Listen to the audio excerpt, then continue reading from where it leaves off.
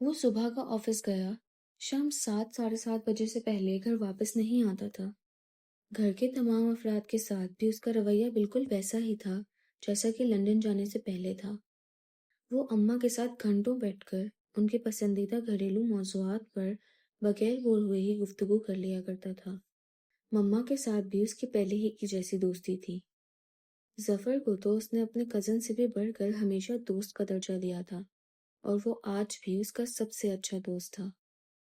رہی صبا، تو اسے تو وہ پہلے ہی کی جیسی توجہ اور اہمیت دیا کرتا تھا۔ صبا کے ساتھ اس کے رویے میں ذرا سی بھی تبدیلی نہیں آئی تھی۔ وہ اب بھی چائے یا کافی کا موڈ ہونے پر کسی ملازم کو آواز لگانے کے بجائے خود ہی اٹھ کر کچن میں آ جایا کرتا۔ لیکن اب صبا کچن کے معاملات میں دلچسپی لینے لگی تھی۔ پہلی مرتبہ جب وہ رات کو ارتضیٰ کے لیے کافی لے کر اس کے کمرے میں آئی تو وہ حیرت سے بولا، تمہیں کافی بنانا آ گئی ہے صبا؟ پھر کافی کا ایک گھونٹ لے کر اس کی تعریف کرتے ہوئے اسے ایک دم ایک اور بات پر حیرت ہوئی، تمہیں یہ کیسے پتا چلا کہ اس وقت میرا کافی پینے کا موڈ ہے؟ ارتضیٰ بھائی، ہم دونوں اسی گھر میں شروع سے ایک ساتھ رہتے ہوئے آئے ہیں، کیا مجھے اتنی سی بات بھی نہیں پتا ہوگی کہ جس وقت آپ کچھ پڑھنے لکھنے کا کام کر رہے ہوتے ہیں اس وقت آپ کو چائے یا کافی کی شدت سے طلب ہوتی ہے؟ ارتضیٰ اس کی بات سن کر شرارتی انداز میں بے ساختہ بولا، ہاں، جیسے مجھے یہ بات معلوم ہے کہ امتحان کے دنوں میں رات رات بھر جاگ کر پڑھتے ہوئے صبح چپس کے 4-5 پیکٹس اور پیپسی کے 2-3 کین تو بڑے آرام سے خالی کر دیتی ہے، اور اگر امتحان گرمی کے زمانے میں آئیں اور کہیں سے نمک لگی کیریاں مل جائیں تو پھر تو کیا ہی بات ہے، پڑھنے میں بھی خود بخود ہی دل لگنے لگتا ہے۔ وہ ارتضیٰ کی بات پر ہنس پڑی۔ صبا اپنا کمرہ صاف کرتی تو اس کے بعد ظفر اور ارتضیٰ کے کمرے کو بھی صاف کر دیا کرتی تھی۔ ارتضیٰ کے کمرے اور اسٹڈی کی تمام چیزوں کو صاف کرنا، انہیں ترتیب سے ان کی چیزوں کو ان کی اصل جگہ پر رکھنا اسے بہت اچھا لگتا تھا۔ ارتضیٰ کو تو شاید یہ بات معلوم بھی نہیں تھی کہ صبا ہر روز اس کی بکھری اور بے ترتیب چیزوں کو واپس سے ان کی اصل جگہ پر رکھتی ہے۔ اس نے خود بھی کبھی ارتضیٰ کو یہ بات نہیں بتائی تھی۔ ارتضیٰ صبا کی بعض تبدیلیوں کو بڑا انجوائے کرتا تھا۔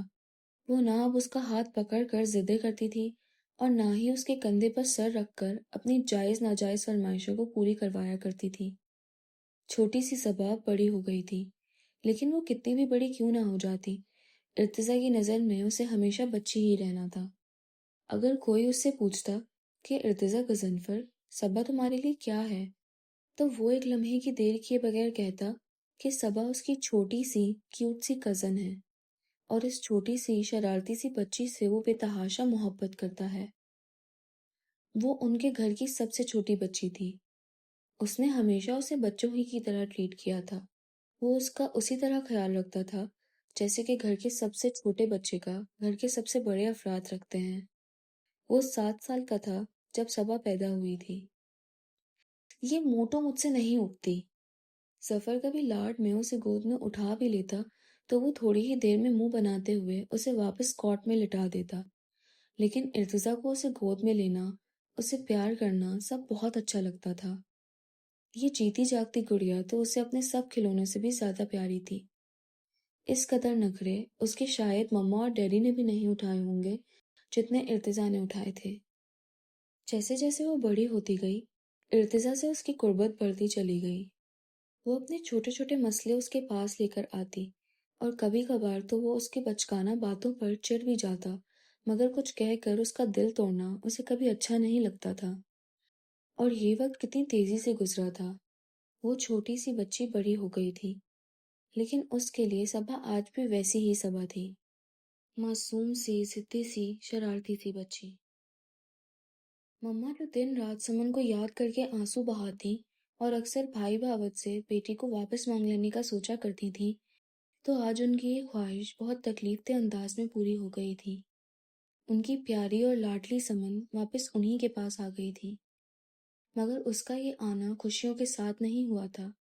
وہ آنسوؤں کے ساتھ واپس ان کے پاس آئی تھی، اور انہوں نے بھی اس کا استقبال آنسوؤں کے ساتھ ہی کیا تھا۔ کتنا بڑا غم کا پہاڑ ٹوٹا تھا مما اور سمن پر۔ انس ماما اور مومانی کا ایئر کریش میں انتقال ہو گیا تھا۔ مما کی سمجھ میں نہیں آ رہا تھا کہ وہ سمن کو تسلی اور دلاسا دے یا خود اپنے آپ کو۔ وہ جان سے بھی عزیز بھائی، جس سے انہیں اس قدر محبت تھی کہ اپنے جگر کا ٹکڑا اس کے حوالے کر دیا تھا، اس کی جدائی کا دکھ کوئی معمولی دکھ نہیں تھا۔ ڈیڈی سمن کو اپنے ساتھ کراچی لے آئے تھے۔ روتی ہراساں سی سمن، وہ سمن لگ ہی نہیں رہی تھی جس سے وہ لوگ واقف تھے۔ سب سے الگ تھلگ وہ سارا سارا دن کمرے میں پڑی رہتی تھی۔ یہاں پر سب اس کے اپنے تھے، اس کے خونی رشتے، مگر وہ ان سب کو اجنبی نگاہوں سے تکا کرتی تھی۔ مما اپنا غم بھلا کر سمن کی دلجوئی میں لگ گئی تھی۔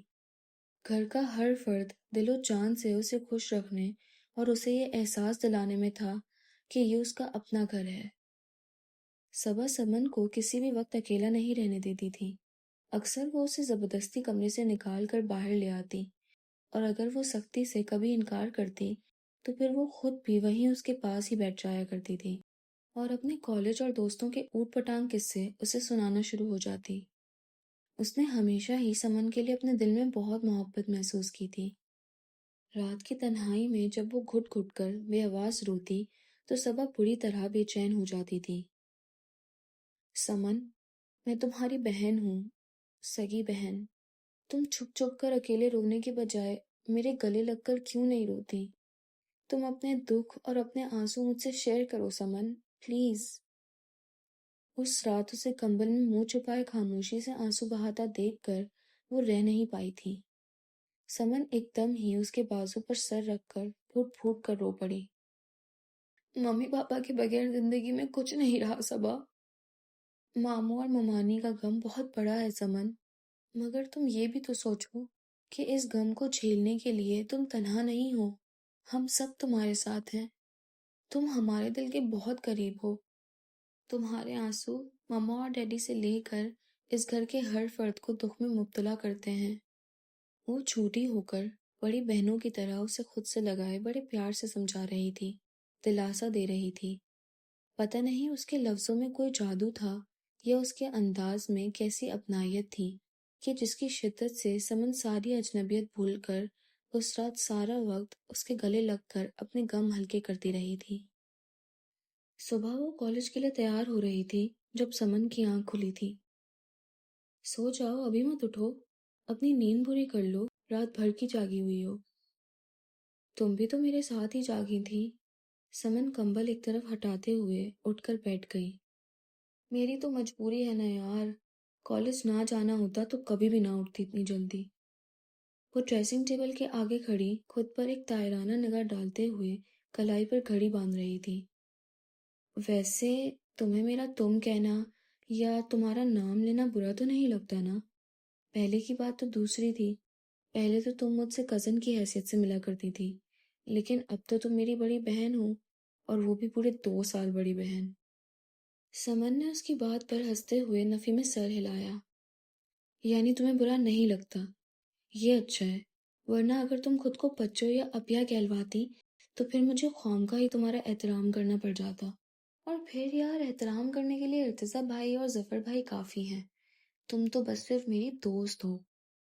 اس نے سمن کے چہرے پر اتنے دنوں میں پہلی مرتبہ ایک اپنائیت بھرا تاثر ابھرتا ہوا دیکھا۔ ڈیڈی نے سمن کی مرضی سے اس کا کراچی یونیورسٹی میں ایڈمیشن کروایا تھا۔ یوں اس کی تعلیم کا منقطع ہو جانے والا سلسلہ پھر سے جڑ گیا تھا۔ آپ دونوں میں سے کوئی کافی پیے گا؟ کمرے کا دروازہ کھول کر اندر جھانکتے ہوئے اس نے سمن اور ظفر سے پوچھا۔ وہ دونوں اس وقت صبا ہی کے کمرے میں بیڈ پر بیٹھے کارڈز کھیلنے میں مصروف تھے۔ ظفر اپنی عادات اور مزاج کے خلاف سمن کا بہت زیادہ خیال رکھ رہا تھا۔ اس وقت بھی یقیناً وہ اس کا دل بہلانے ہی کے لیے اس کے ساتھ کارڈز کھیل رہا تھا۔ تم کیا اپنے لیے کافی بنانے جا رہی ہو؟ سمن نے گردن گھما کر سوال پوچھا تو وہ انکار میں سر ہلاتے ہوئے بولی، میں تو ارتضیٰ بھائی کے لیے کافی بنانے جا رہی ہوں۔ وہ اتنی رات کو تم سے کافی بنوا کر پیتے ہیں؟ سمن نے تعجب سے پوچھا۔ اس تعجب میں ناگواری بھی چھپی ہوئی تھی۔ رات کے 12 بجے ارتضیٰ کا اپنی بہن سے کافی کی فرمائش کرنا اسے بہت برا لگا تھا۔ وہ کیوں کہے گا؟ اسے تو خود ہی شوق ہے اس کی چمچہ گیری کرنے کا۔ اصل میں یہ شروع ہی سے ارتضیٰ کی چمچی ہے، اس کے سامنے اپنے سگے بھائی تک کو خاطر میں نہیں لاتی۔ ابھی تمہیں آئے زیادہ دن نہیں ہوئے نا، اس لیے حیران ہو رہی ہو۔ آہستہ آہستہ تمہیں پتہ چلے گا کہ کیسے سگے بھائی کے اوپر اپنے ارتضیٰ بھائی کو ترجیح دیتی ہے۔ ظفر نے پتہ پھینکتے ہوئے سمن کو آگاہ کرنے کی کوشش کی تھی۔ صبا اس حملے پر بلبلاتے ہوئے جٹ کمرے کے اندر آ گئی۔ ارتضیٰ بھائی بہت اچھے ہیں سمن، تمہارے تو خیر سبجیکٹس ہی مختلف ہیں، ورنہ تم دیکھتے ہیں کہ وہ پڑھائی میں تمہاری کس قدر مدد کرتے۔ اتنے کیئرنگ اور نرم مزاج ہیں ارتضیٰ بھائی کہ میں تمہیں بتا نہیں سکتی۔ اپنی ذہانت اور علم پر انہیں بالکل بھی غرور نہیں ہے۔ آخری جملے خالصاً ظفر کے لیے کہے گئے تھے۔ سمن اس کے طنز پر ہنستے ہوئے ظفر کو دیکھنے لگی، جو صبا کو نو لفٹ کروا کر اپنی توجہ مکمل طور پر کارڈز کی جانب مبذول کر چکا تھا۔ ظفر ٹیکساس یونیورسٹی میں اپنے ایڈمیشن کے مراحل طے کرنے میں مصروف تھا۔ اس مصروفیت کے علاوہ فی الحال اس کی کوئی دوسری مصروفیت نہیں تھی، اس لیے وہ آج کل وقت گزاری کے لیے آفس جانے لگا تھا۔ اپنی فراغت کا فائدہ اٹھا کر وہ صبح بھی کافی دیر سے سو کر اٹھتا تھا اور سمن یونیورسٹی جانے کے لیے اس کے نخرے بمشکل ہی برداشت کرتی تھی۔ پھر ایک روز ارتضیٰ ہی اسے یونیورسٹی سے گھر لے آیا تھا، اور پھر یہ سلسلہ ایک دن پر ختم نہیں ہوا تھا۔ ارتضیٰ نے یہ ذمہ داری مستقل قبول کر لی تھی، بلکہ وہ صبح میں بھی اسے اپنے ساتھ ہی لے جانے لگا تھا۔ اسے یونیورسٹی چھوڑ کر وہ آفس چلے جاتا، جبکہ صبح ڈرائیور کے ساتھ کالج جاتی تھی۔ تمہیں مشکل ہوتی ہوگی ارتضیٰ، میری تو ایسی کوئی خاص مصروفیات بھی نہیں، سمن کو میں پک کر لیتا ہوں۔ ظفر نے ایک روز ارتضیٰ کے آفس کی مصروفیات کو دیکھتے ہوئے بڑی سنجیدگی سے کہا۔ مشکل کیسی یار، بلکہ اس میں تو میرا ہی فائدہ ہے۔ سمن کو چھوڑنے کے بہانے مجھے گھر پر لنچ کرنے کا موقع مل جاتا ہے۔ کچھ فاصلے پر بیٹھی سمن نے ارتضیٰ کو بہت حیرت سے دیکھا۔ بجائے احسان جتانے کے وہ الٹا اس بات کو اپنے فائدے کا باعث بتا رہا تھا۔ باقی گھر والوں سے سمن کی اب کافی بے تکلفی ہو گئی تھی، جبکہ ارتضیٰ کے ساتھ اس کی ایسی کوئی بے تکلفی نہیں تھی۔ وہ اکثر خود ہی اسے مخاطب کرتا تھا، اور وہ اس کی بات کا سنجیدگی اور متانت سے جواب بھی دے دیا کرتی تھی۔ لیکن اب جب وہ اسے پابندی سے یونیورسٹی چھوڑنے اور واپس لے جانے لگا تھا، تو اس کی ارتضیٰ کے ساتھ بھی ہلکی پھلکی گپ شپ ہونے لگی۔ صبا کے لیے ارتضیٰ کا سمن کو پک اور ڈراپ کرنا اس کی خوبیوں میں سے ایک اور خوبی تھا۔ ارتضیٰ بھائی کتنے اچھے ہیں، تم نے دیکھا سمن، وہ سب کا کتنا خیال رکھتے ہیں۔ سمن نے اس کی بات پر تائیدی انداز میں سر ہلایا تھا۔ وہ اس کی بہن کا خیال رکھ رہا تھا، اور اس کا یوں سمن کا خیال رکھنا اور اس کی پرواہ کرنا صبا کو بہت اچھا لگ رہا تھا۔ وہ ایسے ہی ہیں سمن، سب کا خیال رکھتے ہیں، میں نے تو کبھی انہیں نوکروں کے ساتھ بھی چیخ چلا کر بات کرتے ہوئے نہیں سنا۔ اسے ارتضیٰ میں کوئی خامی نظر ہی نہیں آ سکتی تھی۔ جو اس نے کہہ دیا وہ صحیح ہے، جو وہ کر رہا ہے وہ صحیح ہے، وہ کبھی غلط ہو ہی نہیں سکتا تھا۔ وہ کچن میں گھسی اپنی بوریت سے نجات حاصل کرنے کی کوئی تدبیر سوچ رہی تھی۔ چھٹی کا دن تھا، اور کل ہی اس نے مومنہ سے چاکلیٹ آئس کریم کی ترکیب سیکھی تھی۔ کیا ہو رہا ہے ڈیئر کزن؟ ارتضیٰ نے کچن میں قدم رکھتے ہوئے دریافت کیا۔ چاکلیٹ آئس کریم بنا رہی ہوں ارتضیٰ بھائی، مومنہ سے کل ہی ریسپی لی تھی میں نے۔ وہ اپنے ہاتھ میں پکڑے ہوئے کاغذ پر نظر دوڑاتے ہوئے جواباً بولی۔ آئس کریم بن رہی ہے تو پھر تو بھائی مزہ ہی آ جائے گا۔ ارتضیٰ نے فریج سے پانی کی بوتل نکالتے ہوئے خوش دلی سے کہا۔ ہاں اگر آئس کریم اچھی بنی تو نا، ورنہ تو میری ساری محنت ہی ضائع ہو جائے گی۔ اچھا دکھاؤ تو ترکیب کیا ہے؟ وہ پانی پی کر گلاس واپس رکھ چکا تھا تو اس کے ہاتھ سے کاغذ لے کر ترکیب پڑھنے لگا۔ بہت آسان ہے، اس میں مسئلہ کیا ہے؟ چلو میں تمہاری مدد کرواتا ہوں۔ وہ جو اکیلی بور ہو رہی تھی تو اب اس کی بوریت بھی دور ہو گئی تھی، اور ارتضیٰ کے ساتھ ہونے کی وجہ سے جوش و خروش بھی اچانک سے بڑھ گیا تھا۔ وہ دونوں باتیں کرتے ہوئے آئس کریم بنانے کی تیاری میں لگے ہوئے تھے جب سمن کچن میں آئی۔ کیا بن رہا ہے؟ ان دونوں کو اتنی سنجیدگی سے سر جوڑے دیکھ کر اس نے فوراً پوچھا۔ صبا آئس کریم بنا رہی ہے اور میں اس کی مدد کروا رہا ہوں۔ ارتضیٰ نے گردن موڑ کر سمن کو بغور دیکھتے ہوئے جواب دیا۔ تمہیں صبا سے کام ہے یا مجھ سے؟ آپ نے کیسا اندازہ لگایا ارتضیٰ بھائی کہ میں کسی کام سے آئی ہوں؟ وہ بری طرح حیران ہوئی۔ حیران تو صبا بھی ہوئی تھی، کیونکہ خود اسے تو بالکل بھی ایسا نہیں لگا تھا کہ سمن کسی کام سے یہاں آئی ہے۔ کیسے اور کیوں میں کیا رکھا ہے؟ آپ بس کام بتائیے مس سمن۔ وہ اس کی حیرت کے جواب میں شوخی سے مسکراتے ہوئے بولا۔ مجھے آپ ہی سے کام ہے ارتضیٰ بھائی، لیکن اگر آپ اس وقت مصروف نہیں ہیں اور تھکے ہوئے بھی نہیں ہیں تو… اس نے ہچکچاتے ہوئے بولا۔ نہ میں مصروف ہوں اور نہ ہی تھکا ہوا ہوں، کہو کیا کام ہے؟ ارتضیٰ نے اس کی ہچکچاہٹ اور تکلف کے جواب میں اپنائیت اور رسانیت سے کہا۔ کل میرا ٹیسٹ ہے اور مجھے اپنی دوست کے گھر سے ایک بک لانی ہے۔ اگر آپ مجھے وہاں لے چلیں تو… زیادہ دور نہیں ہے اس کا گھر، صرف 10-15 منٹ کی ہی ڈرائیو ہے۔ شکر ہے بھائی اس کا گھر زیادہ دور نہیں ہے، اگر اس کا گھر دور ہوتا تو میں تو تمہیں کبھی بھی نہیں لے کر جاتا وہاں۔ اچھا ہوا تم نے اس بات کی وضاحت پہلے سے ہی کر دی مجھے۔ وہ سمن کو پکارتے ہوئے خفگی سے بولا، پھر فوراً ہی اس نے اپنا رخ صبا کی طرف کر لیا۔ تم جب تک آئس کریم تیار کرو، میں ان محترمہ کو 10-15 منٹ کی ڈرائیو پر واقع ان کی فرینڈ کے گھر پہنچا آؤں۔ وہ کچھ طنزیہ انداز میں کہتا ہوا فوراً ہی کچن سے باہر چلا گیا۔ اسے جاتا دیکھ کر سمن بھی تیزی سے اس کے پیچھے چلی گئی تھی۔ 2-3 منٹ تک تو وہ یوں ہی خالی چپ چاپ کھڑی رہی، پھر سر جھٹک کر اس نے اپنی توجہ دوبارہ آئس کریم کے آمیز کی طرف کر لی۔ 5 منٹ میں ہی اسے احساس ہوا کہ آئس کریم بنانے میں اس کی دلچسپی بالکل ختم ہو گئی ہے۔ وہ اب صرف بے دلی سے اس آمیزے میں چمچہ چلانے کا کام کر رہی ہے۔ وہ اپنی بے دلی کی وجہ سمجھنے سے قاصر تھی۔ اسی وقت ندیم کچن میں آیا تو اسے سارا سامان سمیٹنے اور آئس کریم تیار کرنے کا حکم دیتی کچن سے باہر جانے لگی۔ لیکن مجھے تو آئس کریم بنانے نہیں آتی، وہ گڑبڑا گیا۔ یہ کاغذ لو، اس پہ ساری ترکیب لکھی ہوئی ہے، اور اگر اچھی نہیں بھی بنی تو میں کون سا تمہیں پھانسی پہ چڑھا دوں گی۔ وہ چڑچڑے پن سے اسے جواب دیتی اپنے کمرے میں گئی۔ ارتضیٰ بھائی نے مجھے جلدی سے سبیکا سے کتاب لانے کو کہا اور وہ گاڑی میں بیٹھے رہے تھے، لیکن مزے کی بات پتہ ہے کیا ہوئی کہ سبیکا کا بھائی ارتضیٰ بھائی کا اسکول کا دوست نکل آیا۔ بہت اصرار سے اس نے اندر ہی بلا لیا۔ ارتضیٰ اور سمن کافی دیر کے بعد واپس آئے تھے۔ کمرے میں آتے ہی وہ اس سے کچھ پوچھے بغیر خود ہی سب کچھ بتانا شروع ہو گئی تھی۔ میگزین کے صفحے پلٹتے ہوئے بڑی بے توجہی سے اس نے سمن کی بات سنی۔ اوہ ہاں، تمہاری آئس کریم کا کیا ہوا؟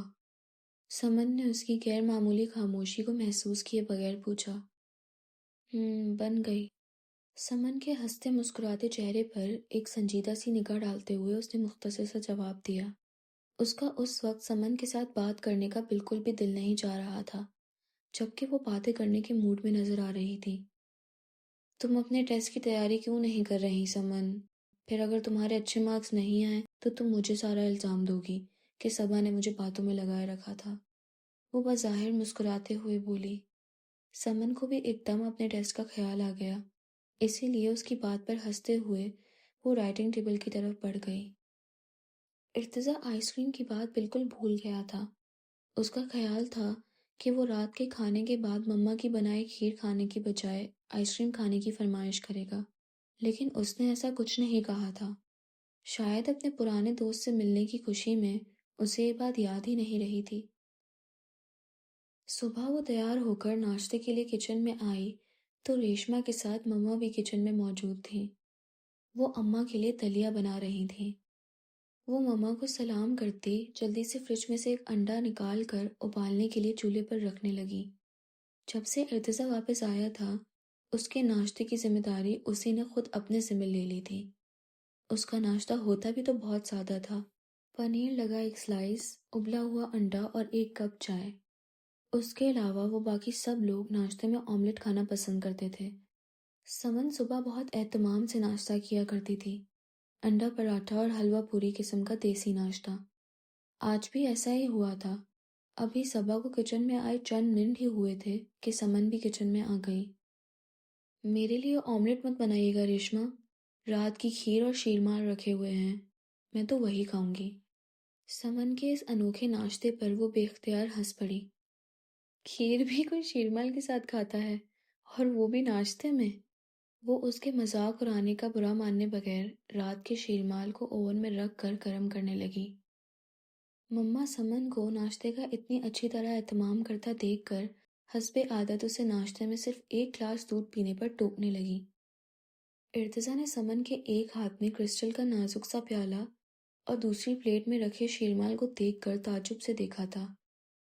صبا سمن پر ایک مسکراتی ہوئی نگاہ ڈال کر ارتضیٰ کے سامنے والی سیٹ پر جا کر بیٹھ گئی تھی۔ آج میں ناشتے میں کھیر شیرمال کے ساتھ کھاؤں گی، چاہیں تو آپ بھی کھا سکتے ہیں۔ میری گارنٹی ہے کہ اتنا مزیدار ناشتہ آپ نے اپنی زندگی میں کبھی نہیں کھایا ہوگا۔ وہ پیالہ اور پلیٹ میز پر رکھنے کے بعد خود کرسی پر بیٹھ گئی تھی۔ ارتضیٰ اس کی چٹخارے لیتے اور مزے لے لے کر کھیر اور شیرمال کی تعریفیں کرنے پر ہنس دیا۔ آپ یوں ہی ہنس رہے ہیں ارتضیٰ بھائی، ایک بار یہ کمبینیشن ٹرائی کر کے تو دیکھیں، آپ کو پتہ چلے گا کہ میں غلط تعریف نہیں کر رہی۔ وہ اپنی پلیٹ میں کھیر نکالتے ہوئے بولی۔ ارتضیٰ بھائی تو یہ کبھی نہیں کھائیں گے، بہت لائٹ ناشتہ کرتے ہیں نا ارتضیٰ بھائی۔ ارتضیٰ کے جواب دینے سے پہلے ہی صبا بول پڑی۔ خیر کبھی کبھار روٹین سے ہٹنے میں کچھ مذائقہ بھی نہیں، زندگی میں تبدیلیاں تو اچھی لگتی ہیں، کیا حرج ہے، تھوڑا سا انجوائمنٹ ہی رہتا ہے۔ وہ اسی وقت صبا اور سمن سے مخاطب ہوتے ہوئے اپنی پلیٹ میں تھوڑی سی کھیر نکالتے ہوئے بولا۔ صبا تم بھی ٹرائی کرو، سمن بالکل ٹھیک کہہ رہی ہے، یہ تو واقعی مزے کا لگ رہا ہے۔ پہلے نوالے کے بعد دوسرا نوالا منہ میں ڈالتے ہوئے اس نے صبا کو بھی دعوت دی۔ وہ ارتضیٰ کی من پسند فل کریم پنیر کے گلاس کا ڈھکن ہٹائے ہوئے ہاتھ میں چھڑی لیے بالکل خاموش بیٹھی تھی۔ اس سے جواب میں کچھ بھی نہیں بولا جا سکا۔ اس نے زبردستی مسکرانے کی کوشش کی، لیکن وہ اس میں کامیاب نہیں ہو پا رہی تھی۔ سمن ارتضیٰ کو اپنی پسند کا ناشتہ کرتے اور اس کی تعریفیں کرتے دیکھ کر کافی خوش نظر آ رہی تھی۔ وہ ہر نوالے پر اس کے ناشتے کی تعریف کر رہا تھا، اور سمن کو یقیناً یہ بات اچھی لگ رہی تھی کہ اس کی پسندیدہ ناشتہ گھر میں کسی اور کو بھی پسند آ رہا ہے۔ اچانک سے اس نے اپنے سامنے پلیٹ میں رکھے بوائل انڈے اور پنیر کے گلاس کو خود پر ہنستا ہوا محسوس کیا۔ وہ یہ سب کس کے لیے لائی تھی؟ کیا ارتضیٰ کو لمحے بھر کے لیے بھی اس بات کا خیال نہیں آیا تھا کہ روزانہ کی طرح صبا آج بھی یہ ناشتہ اسی کے لیے لائی ہے؟ وہ اس کے لندن سے آنے کے بعد پچھلے 1.5 سال سے ہر روز اسی طرح اس کے لیے ناشتہ لاتی تھی۔ کیا وہ اتنی غیر اہم تھی کہ وہ اسے نظر انداز کیے زندگی میں پیدا ہو جانے والی تبدیلیوں کو انجوائے کر رہا تھا؟ اپنی اداسی کی وجہ اسے خود بھی سمجھ نہیں آ رہی تھی۔ اسے بس یہ پتا تھا کہ وہ آج بہت اداس ہے، مگر کیوں؟ وہ خود اپنے آپ کو سمجھ نہیں پا رہی تھی۔ آخر کیوں وہ اتنی حساس ہو رہی تھی؟ صبح ناشتے کی میز پر ہونے والی بات اتنی بڑی بھی نہیں تھی جسے وہ دل سے ہی لگا کر بیٹھ جاتی، مگر وہ بات اسے اتنی بری کیوں لگ رہی تھی؟ اماں کو دوپہر میں نیند نہیں آتی تھی، تو سمن اکثر دوپہر میں ان کے پاس لیٹ کر باتیں کیا کرتی تھی۔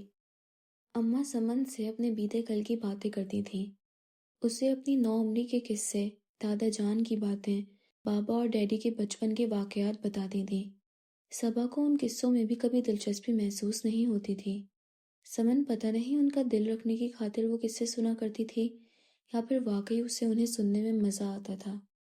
وہ کبھی صبا کی طرح اماں کو منہ پر جواب نہیں دیا کرتی تھی۔ کتنی جلدی اس نے خود کو اس گھر کے ماحول میں ڈال لیا تھا۔ زندگی کے اتنے سال ایک آزاد معاشرے میں گزارنے کے باوجود سمن کے ہر انداز میں مشرقیت تھی۔ اس کا اٹھنا بیٹھنا، بات چیت، اس کا سلیقہ، اس کی شخصیت کا دھیما پن، بڑوں سے آہستہ آواز میں اور نظریں نیچے کر کے بات کرنا۔ اماں تو اب کبھی کبھار صبا کو کسی بات پر ٹوکتے ہوئے سمن جیسا بننے کی نصیحت بھی کرنے لگی تھی۔ نماز وہ پابندی سے پڑھتی تھی، اور تو اور ممانی نے اسے کافی حد تک کھانا پکانا بھی سکھایا تھا۔ وہ کچن میں کام کر رہی ہوتی تو صبا اسے حیرت سے دیکھا کرتی تھی۔ کتنی نفاست اور سلیقے سے وہ ہر کام کرتی تھی۔ خود صبا اگر کچن میں کوئی کام کرتی بھی تھی تو ایک چیز پکانے میں 10 چیزیں پھیلاتی تھی۔ سمن کے ہر انداز میں ایک عجیب شاہانہ پن اور نزاکت ہوتی۔